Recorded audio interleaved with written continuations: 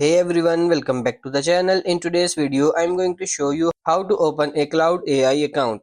To create an account, first download the Cloud AI app from the App Store or Play Store depending on your device.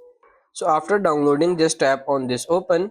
Now you can create an account easily by tapping on this continue with Google. You can tap on this continue with email as well, but I'm going for this continue with Google. Now choose your Google account here. To continue the process, tap on this agree and share. Next, it will ask you to enter your phone number. After typing your phone number, tap on this send verification code, and now you have to enter the verification code here. And as you can see, your account has been created. Now you have to enter your full name here. So just simply enter your full name here and then tap on this continue.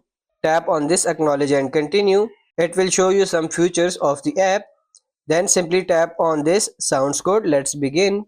Finally, you are ready to interact with Cloud AI for various TS such as generating content or accessing its tools.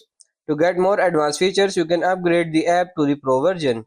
So that's pretty much it for this video. I hope this video was helpful. If it is, like it and subscribe to the channel. Thank you.